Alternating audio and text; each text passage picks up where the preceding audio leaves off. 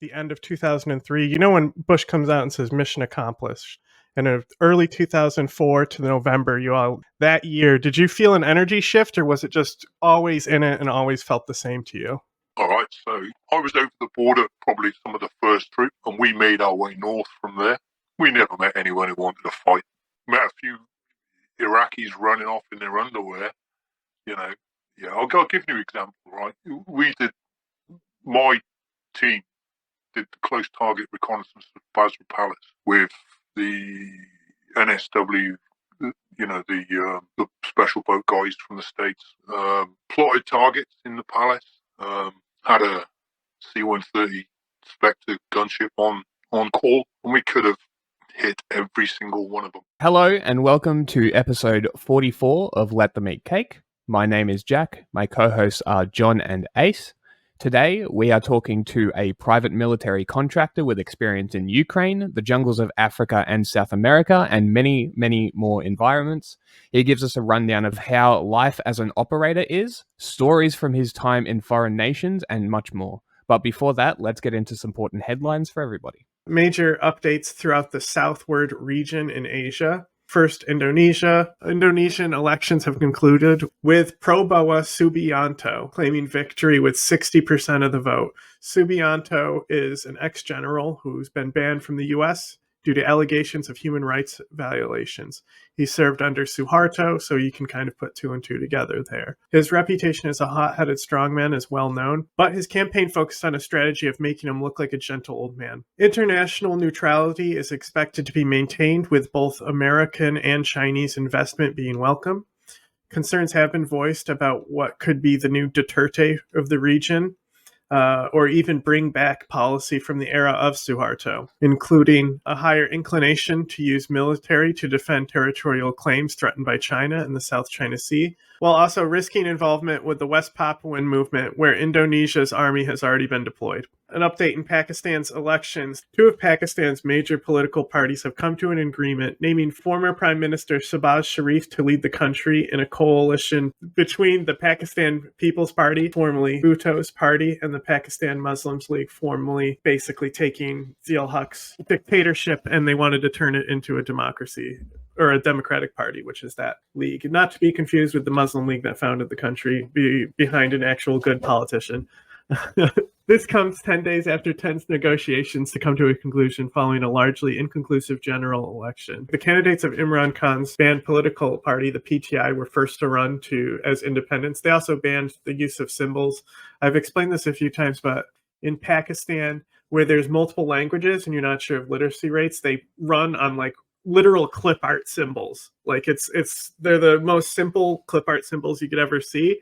And so they use those symbols to be able to identify the party on the ballot. So they also banned the use of that symbol, which is a pretty big deal to ban the name and the symbol of the party. That party still won, but they didn't win enough to obtain a simple majority.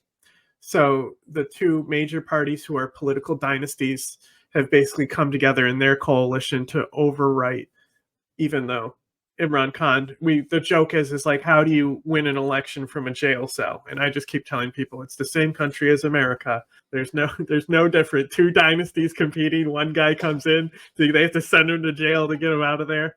I'm not a fan of Imran Khan, but one of the charges they have against him is they invalidated his marriage and basically called him a sodomite. You know, it's like, oh, these kids you have are invalid because we said your marriage is illegal for some reason. You know, they like annulled his marriage so that it was illegal to have sex in the past that he had. That's insane. That's one of the three charges they have him on. Isn't that wild? That is actually crazy. I didn't know that. That said, this is completely normal for Pakistan. A lot of, actually, in that region, in that hemisphere, it's not abnormal that the outgoing government goes to like some sort of detainment. Myanmar, for example, somebody was in detainment. Thailand's prime minister, they just let out, who was detained before. They just let him out a few days ago.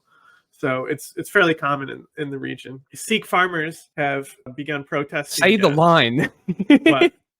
Say jumping the border to India. Come on. Okay, I put it there for a reason. Okay, a hop, skip, step over the border. Jumping the border to India.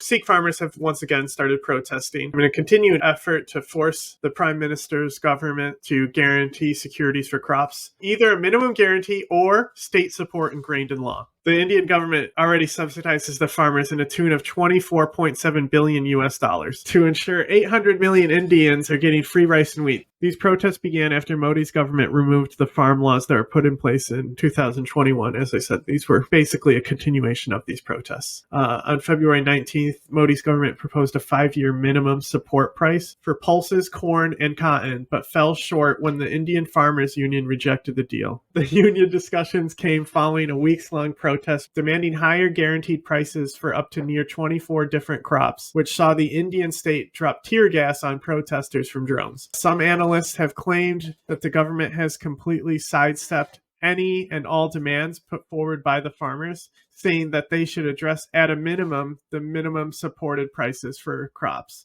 In Africa, ongoing protests in the West African nation of Senegal over President Macky Sall's decision to delay elections.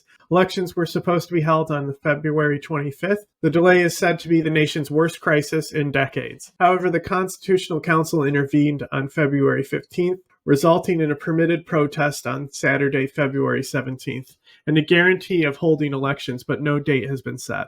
The police were still present at the protest, as they were at previous protests, but this time with a big difference. There was no riot gear and no violence, which riddled the initial protests following the decision. For now, only time will tell how the Senegalese will deal with this democratic crisis within their nation. I believe there has been updates on this, by the way. So according to the council, he cannot stay in power beyond April 2nd. That's the day they set. And it says 15 of the 20 candidates were approved. So they have Iran does this too, where they approve the candidates who can run. It's honestly, it may not be democratic, but honestly, it is a pretty good policy for a lot of these countries, you know? Yeah. Unless you get people deciding that aren't the best people to be deciding. Obviously, yeah. No, that's the thing. This is like when it's like a colonial power being run by France, you know, they want to make sure they keep those capitalists in power. So they're going to be like, you can't run. And finally, Haiti. The small Caribbean nation is on the brink of civil war, according to the Dominican Republic. So if you're bad at geography, they share the same island. Stating that in event of conflict kicking off, the Dominican Republic will have no choice but to protect its own self-interest if the international community doesn't intervene. As we previously reported, the United Nations Security Council has approved a Kenyan-led multinational security support mission to enter Haiti and restore stability. However, the entire operation has been delayed time after time because of challenges in Nairobi, logistical issues, or funding. We've gone over this in the past as well about what the specific challenges in government have been, primarily being that this should be a military operation and they're sending regular police, resulting in further destabilization of the nation, further spiraling into a state of potential civil conflict. Haiti hasn't had elections since 2016, and their president was assassinated in 2021, which the Dominican Republic says was the beginning of this spiral down and triggering the current crisis. Definitely one to watch. Okay, leaving democracy, we're moving to Oklahoma. We are talking about the tragedy that is the story of Benedict, a 16-year-old non-binary student who was viciously beaten on February 7th of this year in a bathroom at Owassa High School in Tulsa County, Oklahoma. The following day, Benedict succumbed to their injuries and died, according to the relatives and friends. They went on to say that Benedict was a happily outspoken person and expressed sadness when one of their teachers was removed from their position due to brigades by the owner of Libs of TikTok and notorious anti-trans stochastic terrorist Chaya Raychik, who targeted the teacher because they were an open ally to LGBT students within this specific school. The February 7 incident was reportedly over within 2 minutes, stopped by other students and the teacher that was allegedly supervising outside of the bathroom doors. The altercation involved at least 3 older female students, where at one point one of the girls was pretty much repeatedly beating their head across the floor, according to the mother of the best friend of Benedict. They then went on to ponder that the death could have been connected to some kind of traumatic brain injury. However, the Owassa Police Department have said that they're unsure whether Benedict's death was connected to the fight or some kind of medical issue. The school allegedly got all students checked by the on-site nurse and assessed, with one, likely Benedict, referred to an off-site medical professional, while determining an ambulance was unnecessary. The OPD turned up at the hospital around 3:30 local time on the same day after being called by Benedict's guardian. I believe it was their mother, according to the OPD. They were entirely unaware of the situation in the school, despite the resource officer allegedly also taking a report down themselves, but not relaying this information to the police, resulting in the OPD taking their own independent report from Benedict's parents at the hospital. They were then released and rushed back to hospital the next day, where they were pronounced dead. They were laid to rest on February 15th. It's unclear as of yet whether the attack was spurred on by the American social environment largely fostered by Chaya Raychek that is becoming rapidly conducive to the genocide, or simply an altercation resulting in the death of one of the parties involved. Conflicting reports claim that Benedict was unable to walk under their own power, while others claim all students were mobile and aware. Either way, what has happened here was easily preventable tragedy that didn't need to happen. So now for some context, the state superintendent, Ryan Walters, has been on record in video released by the Oklahoma Board of Education that explicitly states their intention to enact anti-LGBT legislation and guidelines within schools, refusing affirmations and making life as hard as possible for people simply trying to live their lives in peace. This has been signposted by Chaya Raychek, who earlier I labeled as a stochastic terrorist, and this is because she has been running this harassment campaign through her Twitter account, Libs of TikTok.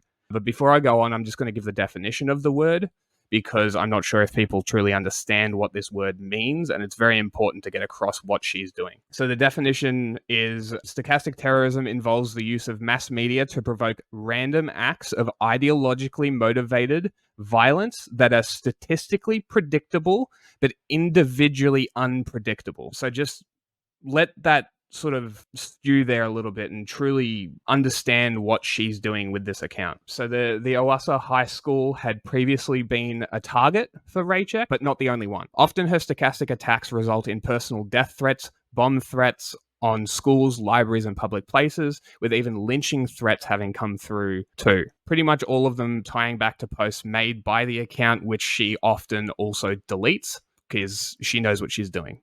She gets away with it through plausible deniability, despite many of her posts being linked directly to threats of varying severity. Many of these accounts also follow people like Ben Shapiro, the head of the Daily Wire, Matt Walsh, a self-described theocratic fascist who rails on trans people almost daily, Michael Knowles, who said, quote, "For the good of society, transgenderism must be eradicated from public life entirely."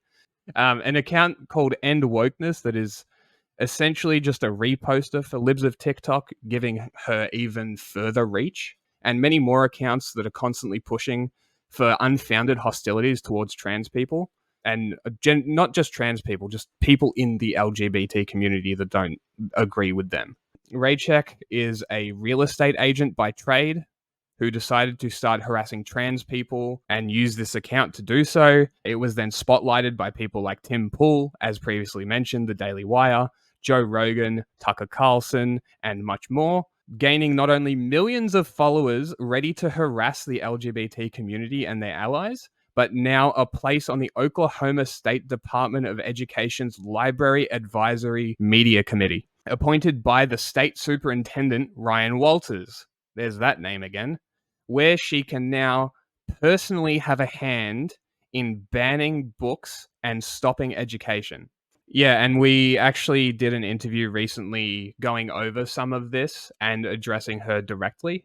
This also follows the video that I mentioned earlier that was released about 7 months ago, where Mr. Ryan Walters states, and this is a quote, that "we have been clear here that we are going to allow boys into boys' bathrooms and girls into girls' bathrooms, and there's dangerous consequences when common sense is vacated," and other bangers like, "What we've seen is an assault on the truth in our education system, and what we've seen is instead of telling kids that there's two genders, it's biology, we have injected radical gender theory into education, telling kids that they might be other genders. It's dangerous. It puts our girls in jeopardy and endangers their safety." He says this in a video And then, surprisingly, he comes out and makes a statement about NEX and their death and says, "The safety and security of our students is my top priority, as well as the first responsibility of Oklahoma schools. I mourn the loss of our student in Owasso and pray for God's comfort for the family and the entire Owasso community." So I'm just pointing out here, this guy is not a friend. So he is the one who appointed her to this board. This is the same dude who says safety is a top priority while putting the person who created this environment in a position to wield actual control over their lives in a state she doesn't even live in, nor has children in schools there, nor a field that she has experience in. So the question stands, how many more LGBT kids have to get beaten to death before the issue is addressed? So far, the GOP seems grossly incompetent when it comes to reining in the fascists in their own party, or it's willful ignorance allowing it to continue because of politics. Either way, it's revolting, and regular people need to stand where the government is failing these groups. Before our episode about the private military contract circuit, I just wanted to say that if you subscribed on Patreon, the episode has already been released early for you. And in the future, we're going to be releasing unedited standard cuts to the Patreon early, basically whenever those standard cuts are done. So it might be weeks in advance, but either way, the news is now separated from those episodes, so you can watch the episodes early and then catch just the news. But we have a little bonus for everybody. We have our Ukrainian correspondent giving us a story about the most recent city to fall to the Russian invasion. Our correspondent is from Ukraine, from the east of Ukraine. He gives a short little rundown of what happened in Avdiivka. So also, our correspondence team works directly on the ground with people still in Ukraine. Yes. It's a combination of multiple people. Yeah, this is just one of these parties that we have helping us, and we are very thankful for it. And you guys supporting us helps keep this going. Subscribe to our Patreon. This will change in the future, but right now it's any money, $1, $10, whatever you want. You'll have access to all features. Mm-hmm. When we stream, your name will be at the bottom of the stream, and you'll get access to early episodes along with exclusive content that's already up there right now. And more coming. Join now. Good time of the day, everyone. Allow me to briefly introduce myself. On the interwebs, I go by al-qeada. I'm al-qeada Hex on Twitter, which we still call it Twitter in this household. I was born and raised in northeastern Ukraine, and today I'm here to talk to you about the Battle of Avdiivka. For those who don't know, Avdiivka is a suburb of Donetsk and is thus a town that has been on the front line for almost 10 years. Literally, as I'm recording this on February 19th of 2024, and on the 20th will be the 10th anniversary of the broader war between Ukraine and Russia. Thus, the town of Avdiivka has seen more war than some countries have seen in their entire history, and it will see plenty more for the foreseeable future. Nevertheless, an important change has occurred recently. For the first time since 2014, Avdiivka fell to Russian forces.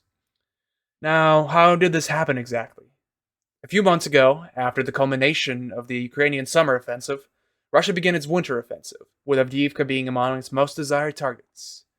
The city's defenses were quite strong after 10 years of resistance, but eventually, after taking colossal casualties, Russia was able to slowly but surely force the Ukrainian forces to retreat. Of course, events like these are hardly simplistic in their nature, and there are multiple reasons for why things went down the way they did. The primary reason, however, that was highlighted both in the media and in my private conversations with soldiers that serve in that direction, were shortages of ammunition. Now, this issue itself is also multi-pronged. So, of course, Ukraine's own stocks of ammunition it had at the beginning of the war have long since run out. Really, there are very few countries on Earth that can endure 2 years of nonstop warfare without needing a sort of a top-up. So it has to rely on deliveries of ammunition from its allies in order to continue fighting.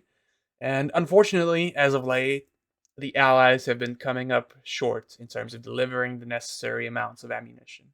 So, for instance, last year, the European Union promised Ukraine to deliver 1,155,000 millimeter artillery shells by about March 2024. And what happened with that? They are on track to deliver just over half of that amount. So I think about 650,000. Why?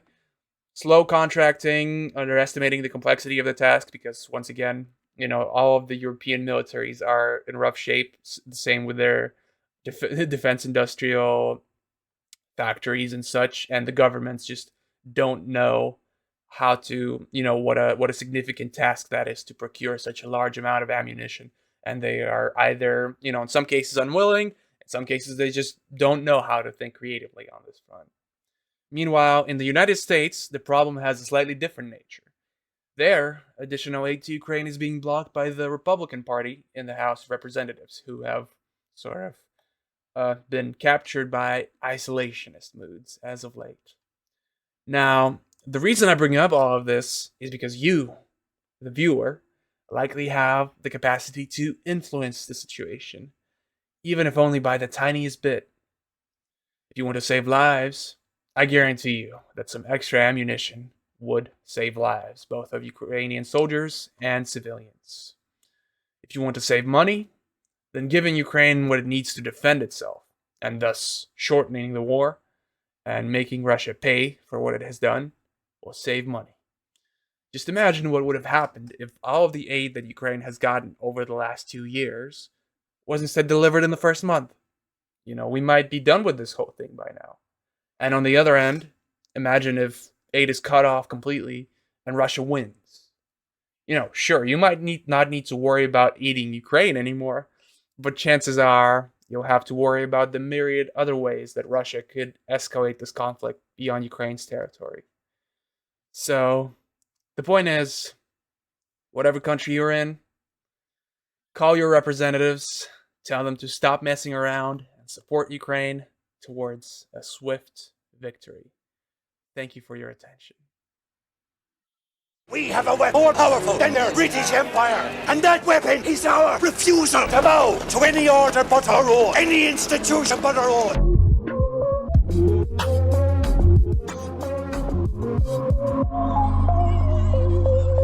I grew up on a pretty rural area in the west of Britain. If you're American listeners, I guess this is very similar geographically to West Virginia, I guess. And the people aren't that much different either.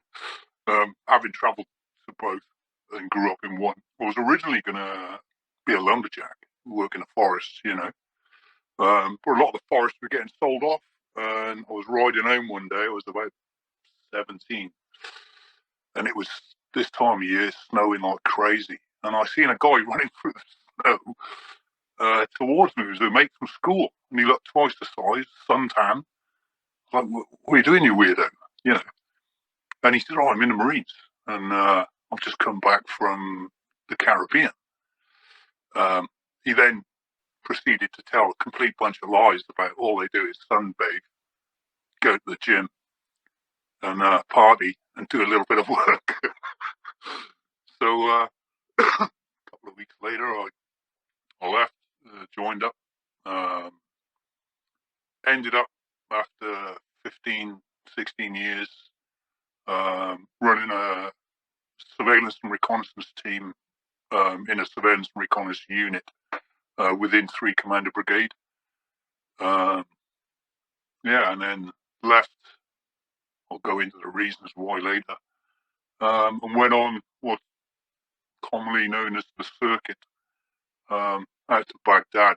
And then from there, it led to, globally working, some good, some bad, some amazing. And here I am now. I've just returned from Ukraine. Just before that, I was in Lebanon and a few other places. Could you say what you were doing in Ukraine? I'm curious. Probably November 2021, when you could see the buildup of Russian forces around Ukraine. I was following it and its naval groups with the naval exercises they were running in the Black Sea, and they were cancelling them and then moving, and while they did that, they'd move more troops in, And I just knew something was going to happen. It wasn't an exercise at all. They've never done this before. And all the indicators were pointing towards them invading Ukraine. So I thought, rather than wait, I'll go there now.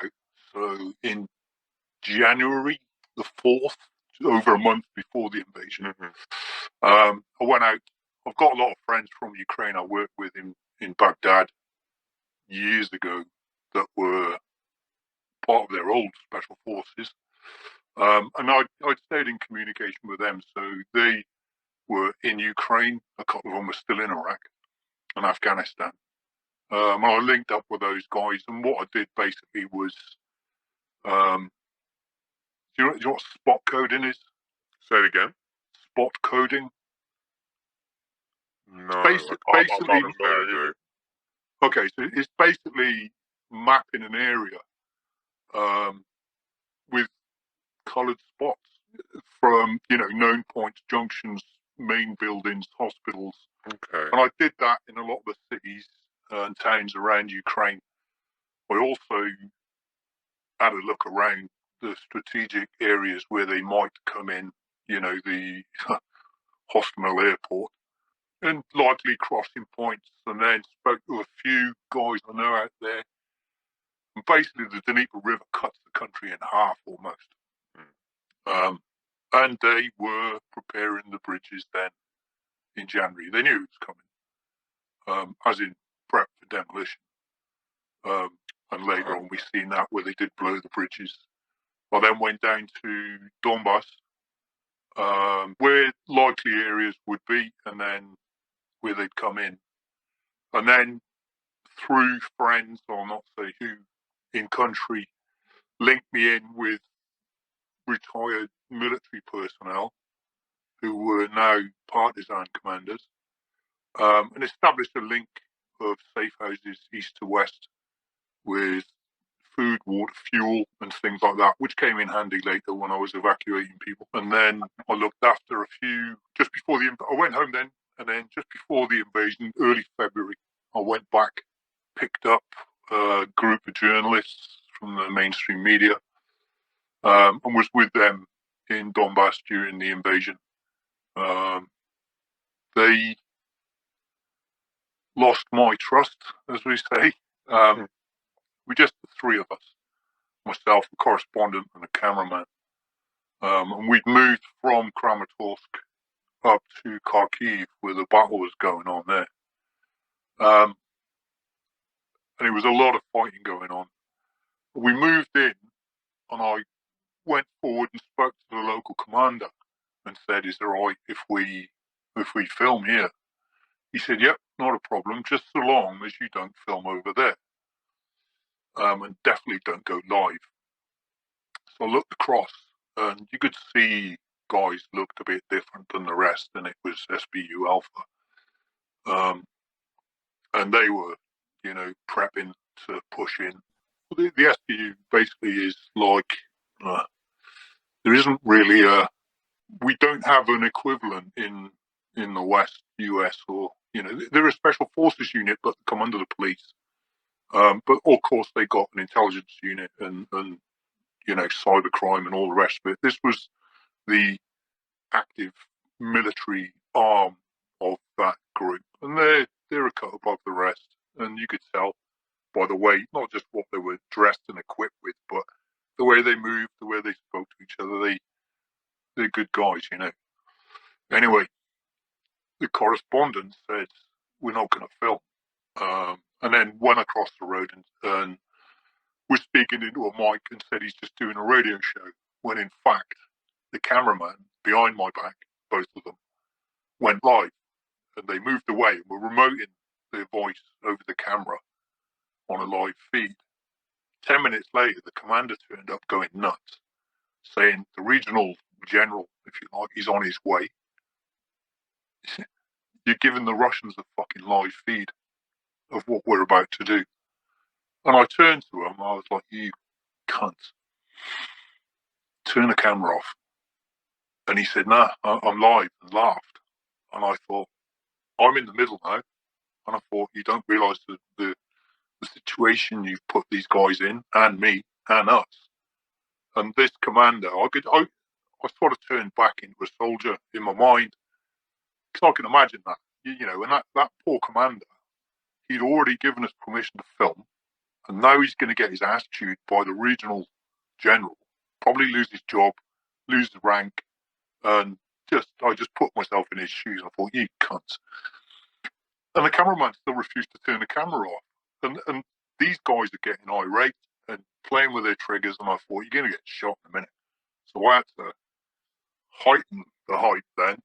So I just turned my back on the soldiers, screamed my head off at the cameraman and the correspondent, grabbed the camera, threw it in the van, still plugged in live, and threw them in the car and all.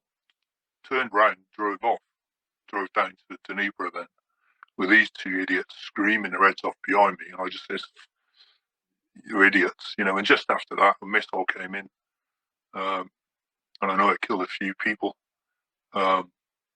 because of them. So they're then screaming at me in the vehicle on the way to Dnipro, saying, "Oh, we're going to do this, we're going to do that." I couldn't give a shit. I said, "I'm not working with you again." Dropped them off in Dnipro and just said, "Fuck off." I then linked up with some other mates, and there was a lot of people that needed evacuating then. So I moved back into Donbass, picked up a mother and a young child. I was expecting to pick up an old woman and an old daughter. Instead, I picked up a 25-year-old girl with a 3-year-old baby. Oh, fuck. So we drove off then, heading west towards Romania, and the weather was horrendous. And about 25 minutes into it, the poor girl tapped me on the shoulder and said, "I can't do this without my mum." I said, "No worries."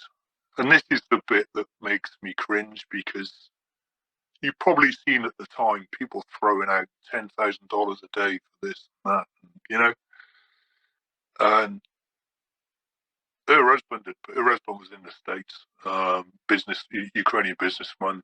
That company had paid for her to be evacuated.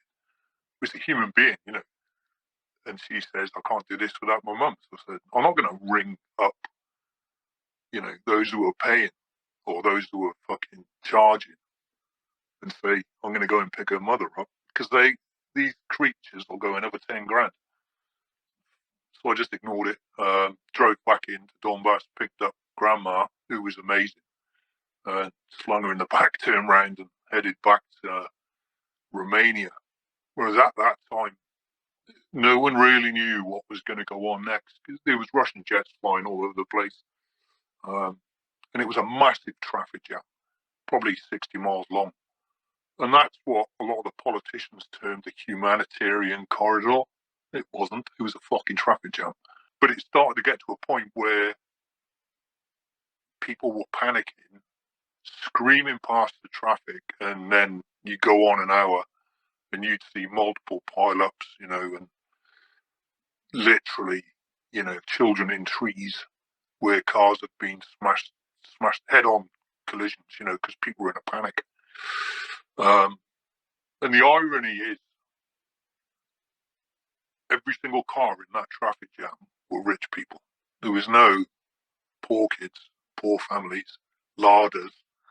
It was all Range Rovers, BMWs, Mercedes, And a lot of the so-called refugees outside of Ukraine now are the rich people. They're not the poor. The poor didn't have a chance to escape, and most of those are the ones putting out the fires now, working in hospitals, police, and on the front line.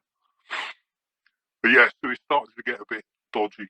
So I called a mate of mine who I'd asked to come back from Baghdad.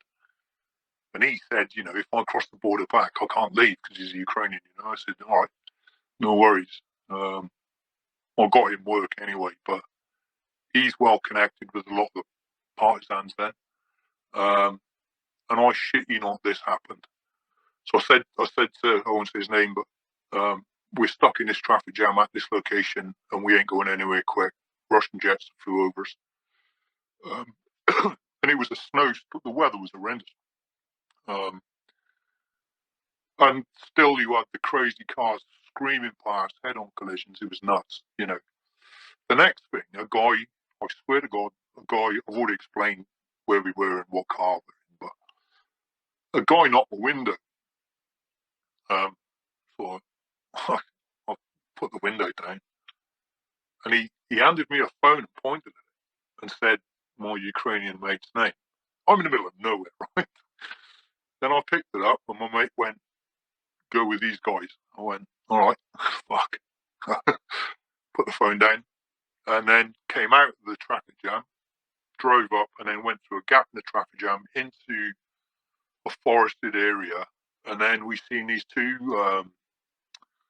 sort of pine trees across the road, like a makeshift sort of checkpoint. And literally, it was like something out of World War II. These partisans came out of the woods and sort of said, "Come with us." So we drove up through the forests, up onto these hills, and this is like these shack villages, you know. And the women came out, and I met the local commander, who was a mate, used to be my mate's commander in what was then Ukrainian Spetsnaz. And the girls looked after the girls, and me and the driver I was with, a good lad, Ukrainian guy, spent the night there. And yeah, just an absolutely bizarre, surreal situation. You know, sat outside looking at the stars with this old Spetsnaz commander that had fought in Afghanistan himself. Look, you know, stargazing at northeast, southwest, and chatting about navigating and fucking drinking dodgy vodka. But then, yeah, so the next day, they shook our hands, and then we made our way to Romania then. And this was probably the 3rd of March, 2nd of March, 3rd of March after the invasion.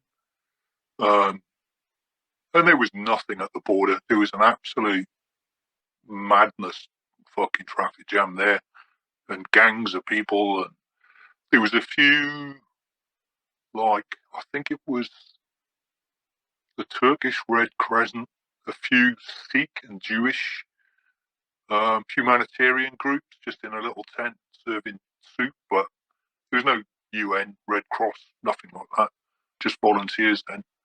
But it was, people are just out in the snow, no cover, in a queue. It must have been well below freezing. But the area that it is, slipped a few locals there, sat in vans with the border guards, some money, and feel a bit bad about it really, because there's a lot of others there freezing. But that got them through the border anyway, to the front, and that was my sort of start in Ukraine. Most of the media in hostile environments will have a security advisor with them. Then you just, it's not a bodyguard's job, which a lot of people think it is. You're there. I mean, you can physically grab them and pull them out, yeah, you know, but your job isn't to move away from danger, but mitigate the risk and be within that area as safe as you can without, you know, getting injured. You're also conducting the intelligence threat assessments and things like that, you know. You're with them, but you try and look like, you know, a member of the crew rather than some knuckle dragging goon, you know. Yeah. You said you were in Lebanon at one point. Do you mind like divulging a little bit what your role was there? I was with the media again there as a media advisor. I established evacuation routes out to Cyprus and Turkey and things like that. I don't really want to delve too much into the goings on the border there, like Wagner. Yeah. So again, I'm not sure if this is something that's necessarily like appropriate to talk about, but between kind of regular military, and I guess what people in your line of work would call the circuit. I understand a lot of the motivation is that the pay in like the private sector is better. Is that true? Because I've heard conflicting things. Some people say it's better. Some people say it's about the same. So, yeah, basically, the circuit's always been around. Prior to Iraq, everything was. It didn't include resumes and CVs. Everything was on recommendation. And the rule was, if you recommend someone and they fuck up, you're both gone. And that's how it was. Then Iraq kicked off, and suddenly it was a billion-dollar business, and everyone wanted to get their fingers in it. Standards dropped, and you got a lot of shit in there to fill seats, which made a lot of people a lot of money. But due diligence sort of went by the wayside with a lot of people and a lot of companies. And then we probably had 20 years of that, where everything was blurred. You could be stood next to some minister's office in Baghdad, and you'll look at the counterpart, and you'll start chatting, and the limit of his experience, was a bouncer that done a fucking one of those cool gun courses somewhere in wherever, and a lot of it is like that. Around 2009, when things started rolling down, and then when Afghanistan closed down, it suddenly went to a sort of tier system, and it's now gone back to how it used to be, where you've got a lot of jobs going. Like, there's a lot of jobs in Iraq now, but you could earn more as a postman than a team leader in Iraq, sat on an oil rig all day. And these are the types that come back and go, yeah, I'm a bodyguard, I'm a this, I'm a that. And you're a fucking taxi driver, dude. And the decent sort of high-paying jobs have gone back to the on recommendation thing. People, I think it's an absolute scam now. People, selling these bodyguard courses to service leavers. They ain't going to get a job. And if they do get a job, it'll be shit pay. Unless they're a, senior NCO officer from the special operations background. But the chances of a service leaver now getting on a very well-paid job with no experience on the circuit, and it doesn't matter if they were a sniper in this, that, and the other. Nobody cares. You need some sort of background and a link so people can find out who you are and do a background check on you.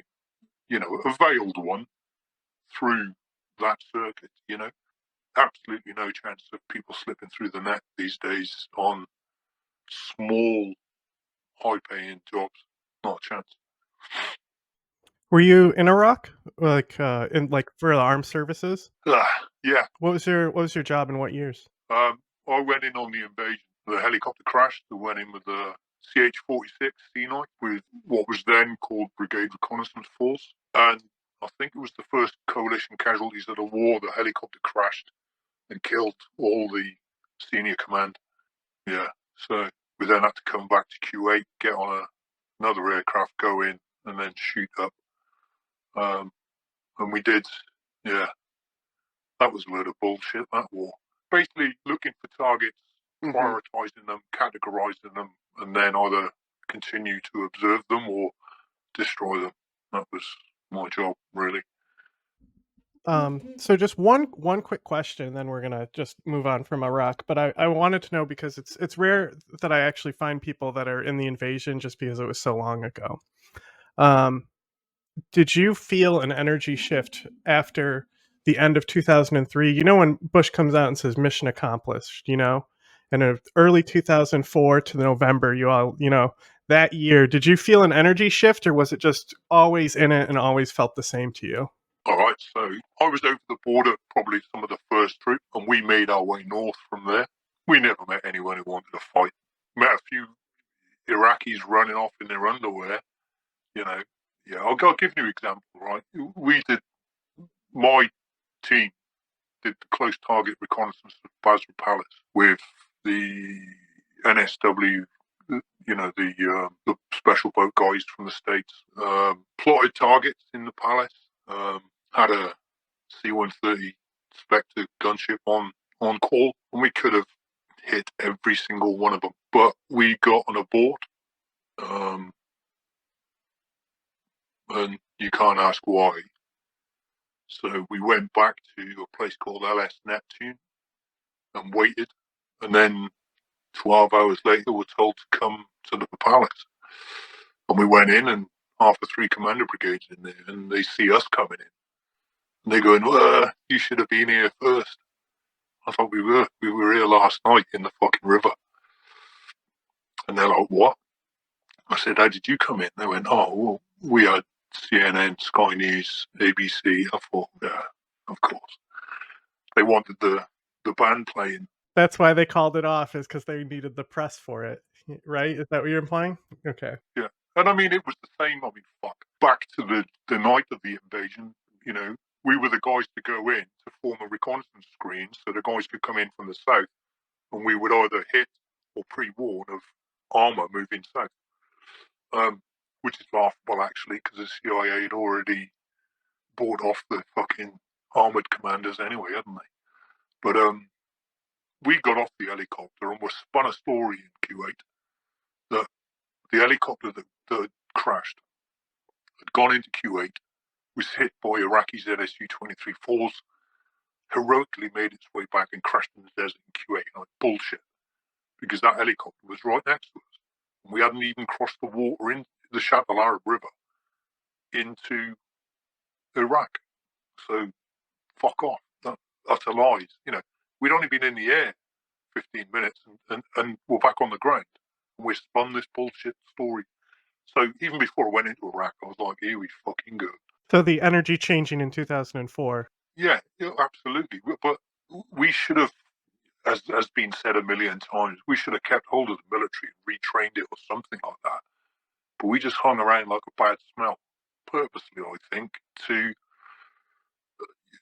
bring forth an insurgency that, of course, did come and continued. And even throughout 2004, people go, what are we doing here?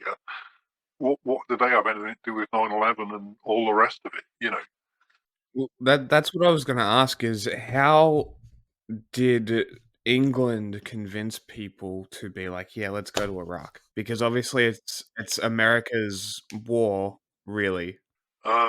Which is why, unlike the Falklands War, when we came back in civilians in a civilian aircraft at 2 o'clock in the morning, not daytime with uniforms on, waving flags. We were not as bad as, but when we got back, it was quite low profile, and we were still viewed as sort of like when the Americans come back home from Vietnam.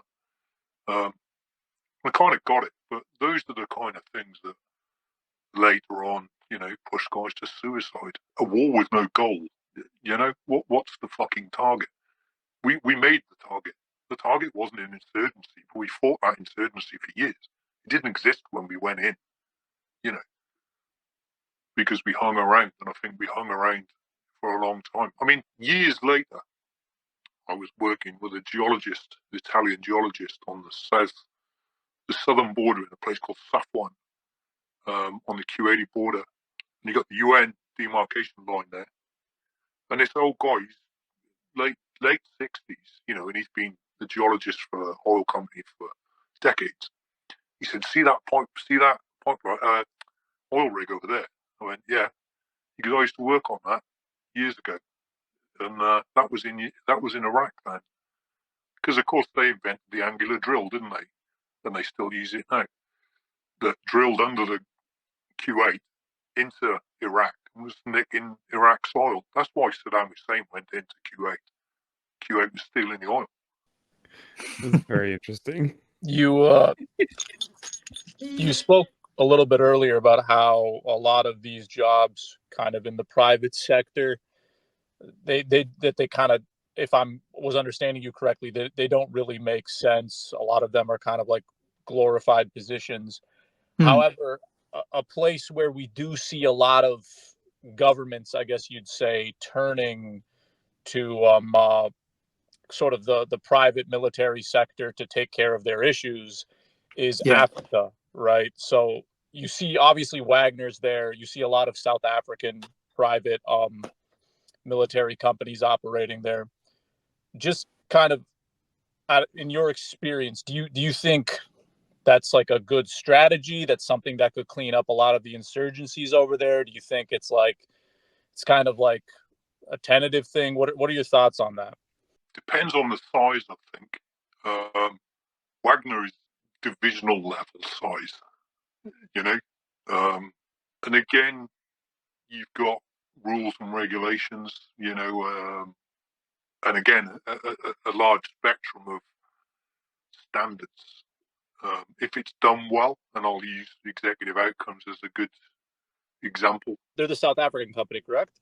Yeah, and it still exists now. But they did a lot what others couldn't achieve at half the price. You know, the problem is it kind of almost embarrasses and undermines militaries, and politicians don't like that. You know, the way it can be done is where you put, similar to how U.S. Special Forces work, I guess, is put a handful of guys in amongst those groups, you know, and lead them, advise, assist, and lead. Then you can achieve a lot more with a much smaller footprint, you know. Because it seems as though like a good like particular example of where it kind of made sense was, I guess, Mozambique, because a lot of the areas in Palma in 2021 that were kind of under attack were gas, they were searching for oil and gas there. There was like they were going to build these projects, and then obviously the Islamic State comes in and kind of fucks that up for them.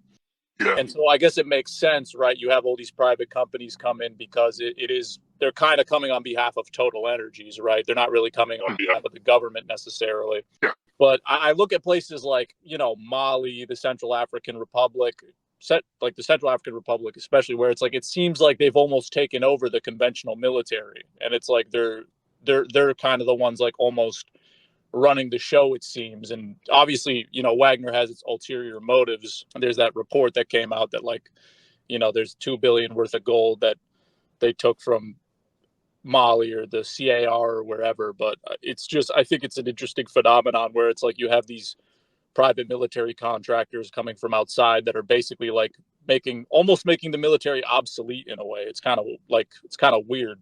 When you speak to people who've been to Mali, I mean, it's no exaggeration at times. You can kick the sand and see gold. I mean, I won't say who, but there's one Western country that was kicked out because they were mining for gold on their camp. There's a lot of gold there, and it goes back a long, long, long, long time. I mean, the old king of Mali was once the richest man on earth, wasn't he? So it's still a country teeming in gold. And that's one of the reasons why everyone wants to get in there. It was interesting. Burkina Faso closed down Nordgold, I think it's called, which is a Russian company. They kicked them out, which is interesting because I always assumed they were on side with the Russians, but they've been kicked out there now, which is just to the south of Mali. So they cleaned up. But gold is always a thing in Africa, along with diamonds. You know, the Chinese run Zimbabwe now with industrial diamonds. And everyone's at it. You know, it's not that many non-corrupt countries there. Botswana, not bad. Zambia, very good. Ghana is okay. Ghana's good. They got actually one of the best jungle warfare schools I've ever been to there. And pretty switched on guys too. Not a bad place. China, they found oil there, right? And China came in to like build their oil, and then they took all the jobs and didn't give them to the people there. And like suddenly Ghana's in an economic crisis. I'm sure it has nothing to do with the Chinese being there, though. The Chinese have a thing wherever they go, like 99% of the people they employ are only Chinese. Did it in Iraq. We see CNPC, the oil company. And the rule in Iraq is, I think, if you want to do business in Iraq, 80% of your workforce must be Iraqis, which is fair enough. The Chinese still don't do that. Well, I think it's a Belt and Road Initiative thing. It's like a part of that deal that if they sign it, that they can import Chinese workers. So realistically, this whole Well, like, injection of the government labor and tells people they're whatnot. going to get jobs from this too. Yeah. Like the government always like Ghana, all these people who helped build the facility for the oil. Everyone I've talked to, all of them said that they were promised jobs basically by the local government. And then it gets built, and then there's never been any jobs. It was a lie the entire time, just to like have them build it, and instead of like, because they needed the labor to exploit the oil. It's the same in, look, anyway, Gambia, the fishermen were like, yeah, because the Chinese come in, they were building a new port, but the port was for their industrial trawler that they came in, took a year's worth of fish in one go, and left, and they processed it in that port and left, and the fishermen are like, where's all the fucking fish gone? Somalia the same. Lately, there's been talks. We've talked a lot about ECOWAS. Now, all these countries that had these coups, they're talking about basically forming a new country out of all of them, because of security cooperation and all these things.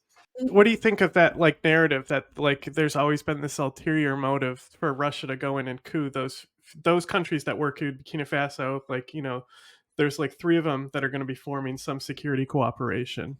No, you're on about Mali. When Mali was 2021, Burkina Faso was 2022, and then they did it again in the same year because I guess Traoré, who's in power now, decided he didn't like the guy who was running things.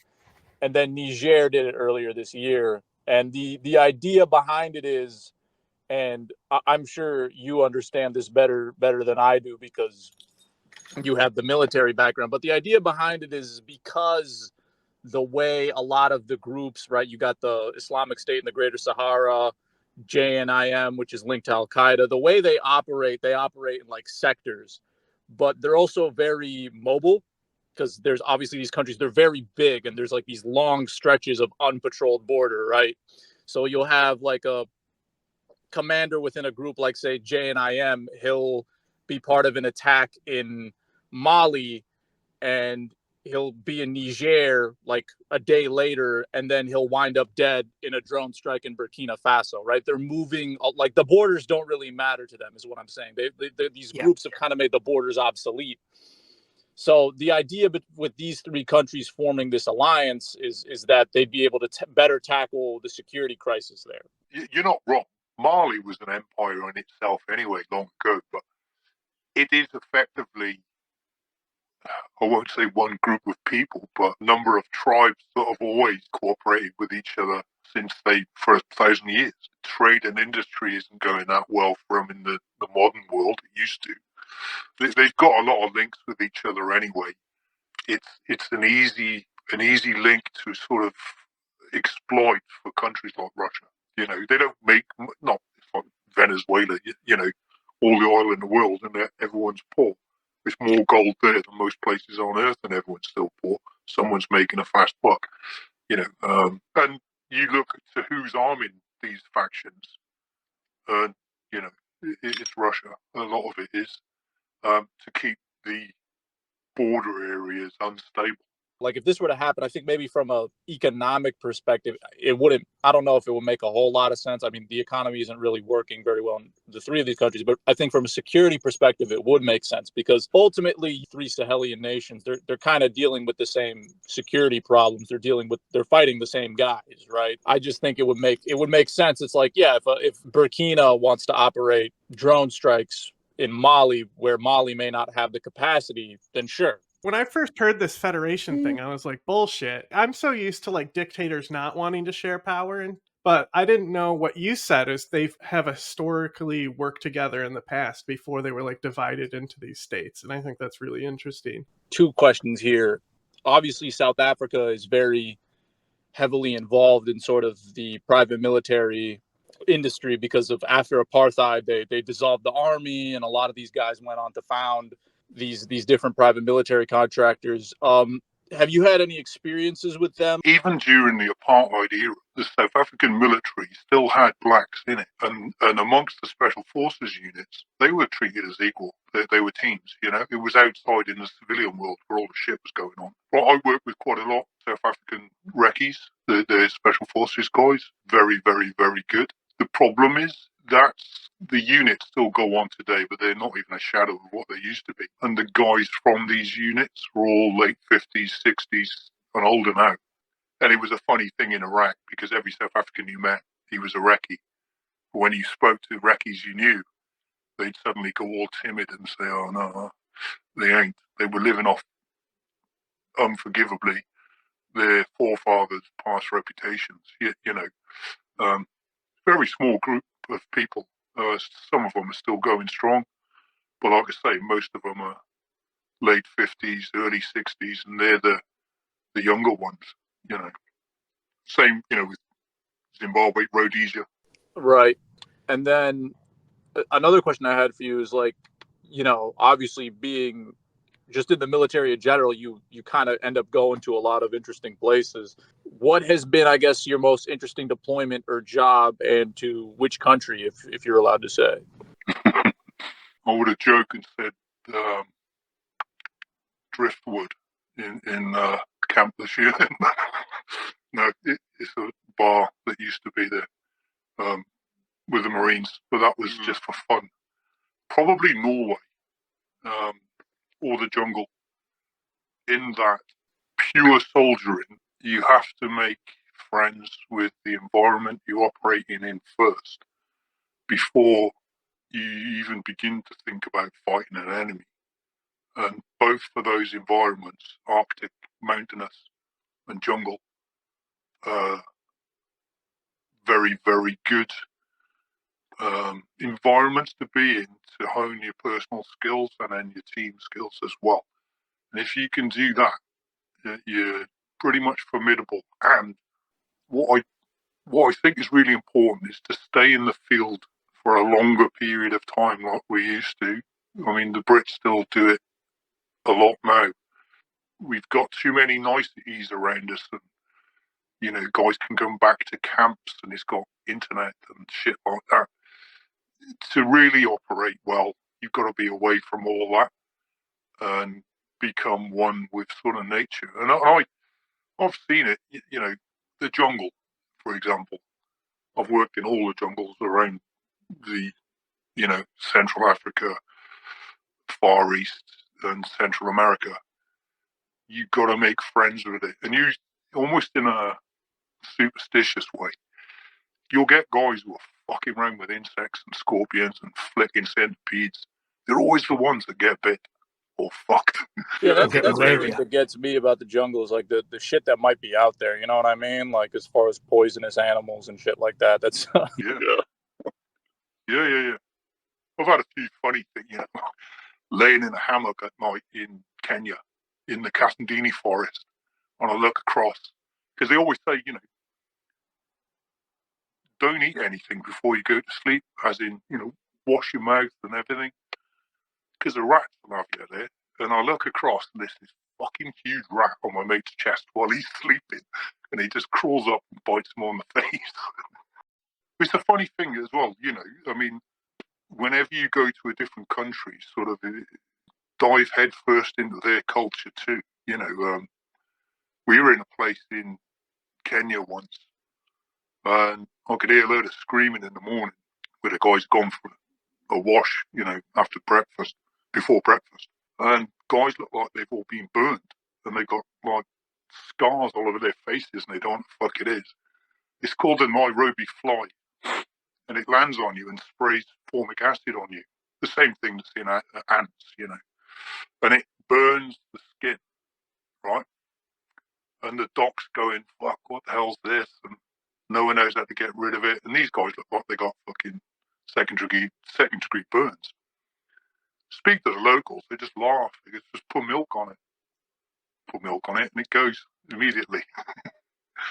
You know, but I've had experiences like that all over the world, you know, places. Same in Ghana in the jungle there, fucking fire ants. Same thing, formic acid, just put an alkali on it, it's gone. The guys run around screaming, ripping their clothes off in the jungle. When the guys were in Sierra Leone, a few died of cerebral malaria. And then you got all the other nasty beasties. It's personal administration while you're in that environment. Small things can fuck you. Like, sounds silly, cutting your toenails. People go, what? You don't cut your toenails, you'll get a little scratch on your toe from your other toenail. In a festering jungle where you're soaking wet every day and the temperature's 100 degrees, you're fucked, because that's going to get septic, and then all other host of beasties will happen. If you can't walk, you can't fight. These little things about, looking after yourself. And a lot of it, I don't know what it's like in your countries, but within our military law, certain things like that are considered, self-inflicted injuries, and you can get charged for it. Not looking after yourself, just basic administration. The smallest of things can screw you over. If you let it, don't tape your feet up. You got a blister. Fuck it, I'll go through it. Then it goes septic. Then your feet swell. You can't walk, so your team is down a guy. Could be the medic. You could be the medic in the team. Especially if you're in a unit that's prone to capture behind enemy lines for a long period of time. You can't bring a helicopter in to come and get you out. It's a mission to do. And you've just fucked it up by not cutting your toenails. Things can go drastically bad quickly if you don't, sort yourself out first. It goes back to what you said before, that there's too many niceties. People are too comfortable, I guess. And this isn't even like a military thing either. This is just a general thing. It's like people are too... Like if the... let's say cause I was talking about this the other day because a solar flare hit the Earth and disrupted radio waves. And they're like, there might be a mass coronal ejection, which would disrupt a lot of shit. And I'm like, if the electricity went out for a week because of some kind of solar flare or something like that, some kind of freak accident we can't predict, people are fucked. They're fucked. I was talking about this to a friend yesterday, actually. The Russians are doing the same now as they did last winter in Ukraine, hitting, the electricity systems, the communication systems and things. Last winter, I was in Kiev. We just come back from Donbass, and they'd hit the electricity systems. So Kiev was black. All the lights are out and the cell phones are off. And people go straight into a panic. And if you sit and think, I remember, I'm not that old. I remember when we used to queue up to use the payphone, or just, wait till you see them, knock on someone's door if you want to speak to them. But it's bizarre now, having lived without cell phones and now in a world where people can't live without them. You take a cell phone away from someone now, they have almost a panic attack. Or have an entire city without a cell phone. And there was car crashes and everything. People screaming out of the city, trying to get cell phone coverage in another city just to feel connected. It's bizarre. But it's a weapon as well, Double-edged sword. Yeah. I just wanted to kind of steer the conversation back over. Do you find... I hear this a lot, but do you find that like a lot of the jobs in private military contracting, and I've also heard that these are, I guess, the more lucrative jobs is training other militaries. So they'll bring in guys from a certain contractor or whatever to train an army out in, I don't know, let's pick a country like Jordan. Ethiopia, for example, Jordan or something like that.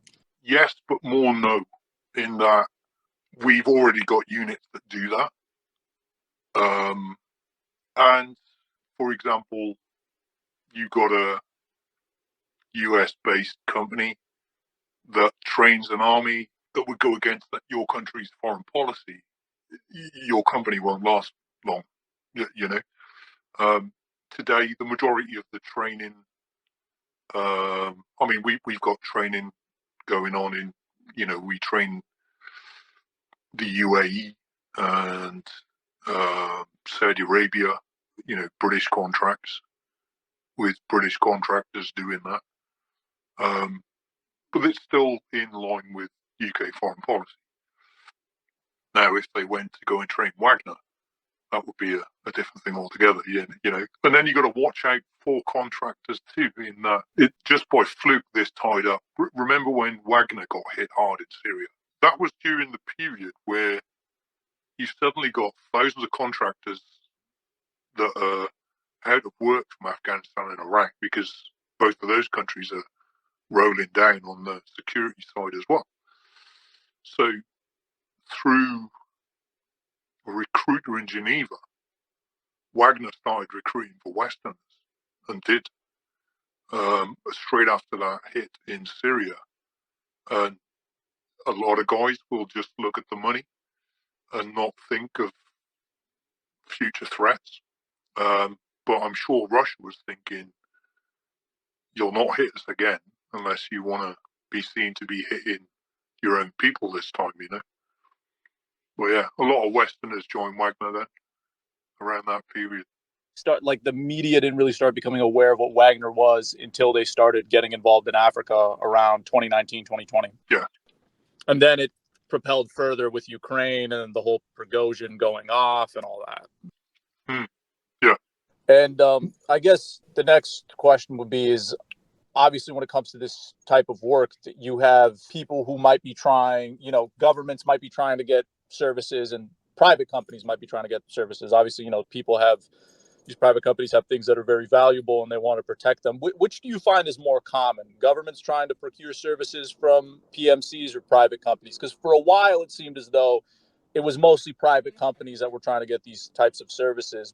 But again, with Wagner and Blackwater kind of coming into the fray, it seems as though it changed. Governments were trying to procure these types of services. They do, in a sense. One of the big things, I'll use Ukraine, is a lot of companies want to get in there, start stuff, but can't because they can't get insurance because it's an active war zone. Whereas people like myself and others can freely move around the country. We have contacts there, and we know where to go, where not to go, and you know what the ground is like, the people is like, and so you can get those jobs done for them. I can see a push there soon because of I mean, most of the Ukraine's got, I think, I forget the percentages, something like either 2% or 7% of the most fertile land on earth. You know, and when people talk about Ukrainian grain and this, that, and the other, all the land was sold off. Hardly any of the agricultural land in Ukraine is owned by Ukraine. It's sold off to private investors, which is why you got the likes of BlackRock and all the rest of them that want to get in. That will then have effects on government, especially the US, where it is undeniably led by big business. They'll try and push for a peace agreement. I guarantee it. Or I guarantee they won't accept it, and it's going to smack them right in the face. Yeah, I think we already have seen some of that. Obviously, it's going to get a lot more intense, but just because, like, I think with our conservatives, they're a little bit more open about, like, just taking these big corporate donations, and the corporate backers tend to lean towards more them. And, like, from the start, them just being opposed to giving Ukraine any money. It wasn't about taking care of our own people, as they say, you know. It's about, hey, these companies that fund us want contracts there, and they can't do it if they don't have insurance. I mean, even in the early days of the war, I'm sorry, not the early days of the war, the days, like the months and days leading up to the war, Zelensky was saying, oh, no, there's not going to be a war. There's not going to be a war. And that was like, people were saying, like, it's not that Zelensky doesn't see it coming, but it's that he doesn't want to scare away he didn't want to scare away any investors. Yeah. So, like, it's just very interesting that these people are trying to act holier than thou when realistically their opinion comes at the behest of their corporate backers. It's just like it's that or you're a shill for Russia and their invasion of a sovereign nation. Like it's one or the other. There's no. I am yet to hear an argument for Russia's invasion that is not ridiculously revolting. Yeah, not Because even one that's like moderate. It's yeah, all there isn't a awful. moderate support for It's not. Russia. It's like a Assadist. There's no moderate Assadist. Yeah. Right? They're all vile. So I think for a wrap-up question, I mean, unless somebody has anything else to say, because on the notion of capitalism, there's a huge kind of notion that capitalism causes wars and all these things, that the capitalists want these countries unstable. But then on the other side of it, they need these countries to be stable to get insurance. What do you think there? What do you think is more of the case? I'll use Ghana as an example, and I spoke to a agency type guy there who was drunk, and guys were saying there's so many precious minerals here, and yet you see people sat on the streets. And he says it pays to keep a country in poverty. It's years later I pondered over that, and it's within reason true. If you can keep a country dumbed down, you can take what you want. In Venezuela's got the largest oil reserves in the world. It's a shithole, and it's a shithole for a reason, and it's not because of anything else other than bad leadership and poor education and terrible government, But in terms of pointing the finger at conservatism, I don't. If it's done well, it's done well, but it's how you project it, I'm not really. I think we're gone. I think it's almost naive to think we're still in a world of conservative governments. Left and right are pretty much exactly the same now. One lies to your face, or rather, one will pretend they care but don't, and the other ones will tell you to their face they couldn't give a fuck. We both kind of are at a point where we think that this binary system needs to go. It's not even whether that's left or right, communism, capitalism, whatever that might be, just this binary thinking of one or the other is just a dangerous 20th century mindset that needs to be left there.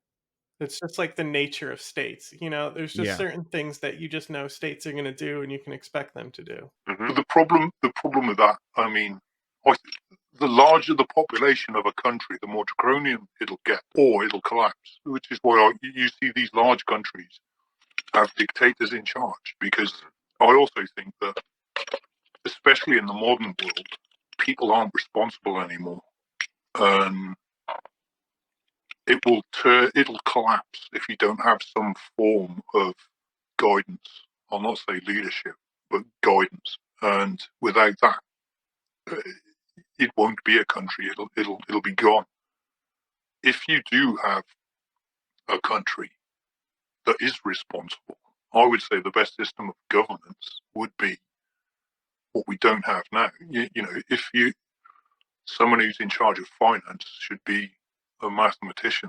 Someone who's in charge of agriculture should be a biologist or a fucking old farmer. Someone who's in charge of education should be a professor. We don't see this anymore. Everything's corrupt. Someone will give a bit of money. But if everyone in governance of a country had the education and skill within that field, then you've got a perfect country, along with freedom and everything else. But I don't believe in sort of lawlessness, bro. There's a fine line between lawful and draconian, But that brings another question: is like, what is lawless, right? Because realistically, okay, look at northern Syria. They certainly have order there in a certain respect, Because it's this deeper question, which we're obviously not going to have time for. But it's like the question of what are laws. I ask people this all the time. I'm like, what are laws? Laws are guides, written by humans, written by people elected by other people. But if you live in a country like Australia where you don't actually elect your leaders, who are making those rules? Who are making those laws? And what justification do they have to enact those laws? Who enact those laws? All these questions come into it, and it's like, what is the difference between a system of laws and lawlessness, if not for the authority itself enforcing it, right? So it comes down to the authority, I think. Who is the authority in charge? Who? That doesn't work either, because like the UK has the same system as Australia, doesn't it? The reason why the US has the system it has is to counter exactly that. But again, it's you got one house ruling one side and the Senate, and so it can still be bent. I think even the best system in the world. And again, I think it just comes down to national responsibility, and that doesn't exist in the West today. It's I think a media sense is a of big part of that as well. Just how the media. I don't like. There's certain Germany is pretty good about this in comparison, but like I just feel like, especially with Australian, UK, and American journalism that we've seen and stuff, and reporting, especially like even around the war in Ukraine, it's almost like they don't want people to be informed about stuff. What was interesting is in the beginning of Ukraine, like they started like actually with Bucha, especially they started actually showing people how to do like open source investigations and like how to find stuff and fact check. But it was only after Bucha, and then now it's just like back to the usual shit. Like with Israel, man, it's just insane. If it matters at all, but my grandfather, he was in the Egyptian military, and at the time, the war was happening between them and Israel, and obviously Syria was involved. And when they were preparing, they were doing like military exercises and stuff. They had them, wearing gas masks, things of that nature. And they were like, "Oh, what are these like gas masks for? Like, do the Israelis have chemical weapons?" And an officer had told him, they were like, "No, this is in case Syria drops something," because apparently Assad had been not Assad, his dad. Assad's father was absolutely despised, and he's in Lebanon today. Despised. Yeah, because at the time when Assad had taken power in like the early 70s, or the late 60s, I can't remember when exactly, but he'd started developing a chemical weapons program, and it was Hafez al-Assad, right? And it was like the idea was if things went really bad during a war with Israel, they'd drop chemical weapons. And they also say that like this is part of. I mean, there was a thing too where the things that did go really bad for them. They didn't do it though. They didn't do it. Yeah, that's what they were worried about. But there were also things like that came out later that British intelligence had been helping Saddam Hussein in the 80s build chemical weapons, and they'd helped him build a production facility for that. But yeah, I mean it was a lot more than that. Yeah, we're working on a story about it. Transport it too. Yeah, we have a lot of talks about this, but yeah, that's the thing. Those are the things that always get me, man. It's like these types of secretive weapons programs and stuff, and people are always worried about like nuclear bombs and whatnot. I think a dirty bomb, like a chemical bomb, is far worse. Oh yeah, because I think it's more likely. Yeah. You know what I mean? It's like I said, it's really easy to make a chlorine device. Yeah, I mean, like all you need is a wastewater treatment facility, and you have a chlorine bomb manufacturing facility. There was actually an Egyptian al-Qaeda member who was like a chemical engineer who they were getting to do that. There was like a real concern that they would do that in the 80s. He was assassinated in like 2021, I want to say, but yeah. Just shifting over, I actually did have one last question for you, and I guess this is just kind of like with the military background and stuff. What do you find are the differences, I guess, between fighting in a conventional war, just being in a conventional type of war zone environment, versus something where you're dealing with an insurgency? What are like the main differences? Like what would you want people to know about like these things that I guess are different between the two? Well, I think, and again, Ukraine has hit us hard in that we would find it extremely hard now, even as a combined force, to fight against Russia, because on that environment, it's almost flat, open terrain. It's not a place for special forces. It's not a place for, airborne troops and things like that. It's a place for armor and artillery. And the actual artillery storage that the Russians had absolutely blew us away. I was in Bakhmut earlier this year, and when you go over the hill and you look down into the valley where Bakhmut is, and you're like, holy shit, there's an artillery round landing every second of every day, day and night, all year. And it's a noise you'll never hear in your life. Straight out of World War One, and you're looking at it, and we were going into it, but it's like, your body's screaming like, do not go there. No, we don't have those kind of supplies to counter that. So you can be the best soldier in the world, meaningless, unless you can fight against something with that kind of joint fires capability. We don't. We've gone so technical, and against those Russia at the same time. Their EW is knocking off HIMARS, and HIMARS is missing. Now switch that to insurgency. We failed twice at that, didn't we? There's ways of conducting those fights. I don't think we did it correctly. Like Afghanistan is another classic. Afghanistan was a special forces war, but we made it bigger. We could have finished it by using special operations troops from an intelligence, from the coalition. Instead, we went there en masse, fucked it. Iraq, that could have been done as a special forces war after the war proper had finished in, early 2000. I mean, like it is now, like it's like basically no active people are there. They're just like there to advise, Could have easily done that. We didn't have to be there en masse, but, to get into a conspiracy theory, but I'm sure a lot of people made a lot of money at that in the defense industry, but too many people died for no reason on all sides in Iraq and Afghanistan, and we could have done that far better with a millionth of the amount of feet on the ground and done well, I think. And we'd probably be getting, all the mining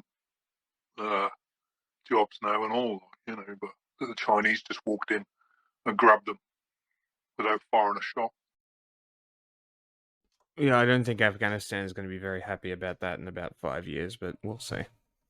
Whether they can actually do anything or not is the other question. But it's an untapped resource, that's for sure. I mean, just to add some perspective to this, China has done a similar thing in Pakistan, in like this area of this province of Pakistan called Balochistan, and it's like it's a disputed area, right? These people don't really, the people there, some of them, a lot of them don't really feel like they're part of Pakistan.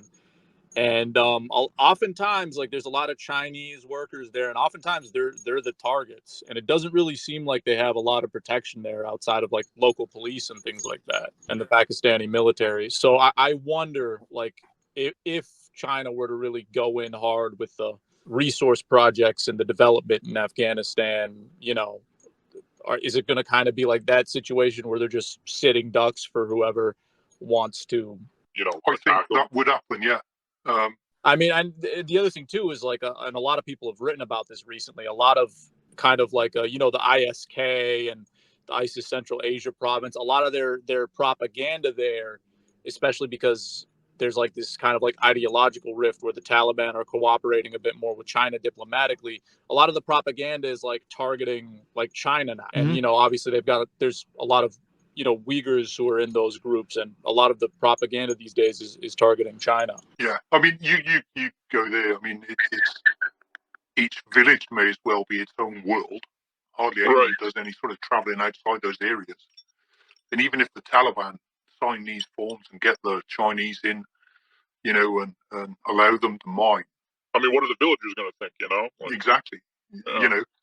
So then the Chinese will have to do a similar thing that we did, where you'd have to go in, meet the locals, and bribe them. Hearts and minds, yeah. Yeah, and a lot of these people can't be bought.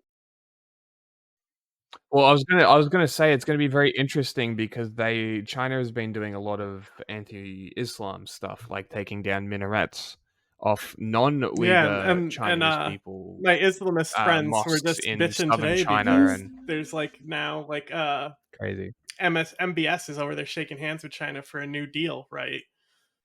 I think Mm. at that level, they don't. I mean, you got Israel helping Azerbaijan instead of helping.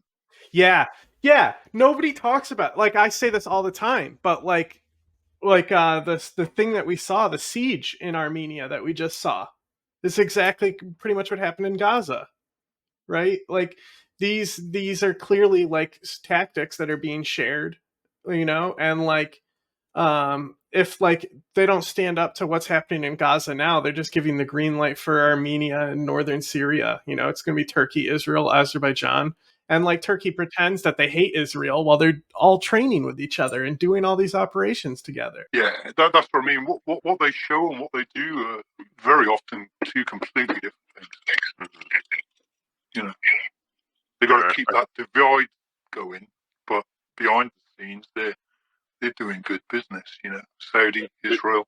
It's one of those things, particularly like the Israel-Azerbaijan relationship, where it's almost like cartoonishly, like like it's almost like a villain plot, right? Like where it's like Armenia, like Azerbaijan gets these weapons in exchange. Israel like gets to use Azerbaijani airspace if they want to like bomb Iranian targets or whatever. And it's almost like it's like of course they're working together, right? Like this deal is too good to be true for both parties, right? Like, It's just Cold War shit. Georgia will go as well soon, I think, as well. with what? With South Ossetia and Abkhazia and that, or something different? I think the Russians could push in now. They've probably got all the leadership there already turned and do the same there. Even if they do the same and move back, it's going to cause our focus. And we spend a lot of money following all this stuff, and it drains our economies, There should be more than We enough. have more than enough. Really appreciate your time. Yeah, thank you very anytime. much. Through the years, America has stood as the world symbol for law and order. Anarchy? Well, that was something that was always happening in other countries. Newsworthy, perhaps, but it could never happen here. The policeman on the corner has traditionally been looked upon as a friend, not as the instrument of a tyrant. People in other countries had just reasons to riot against their governments. The nations of the world are dictatorships in one form or another.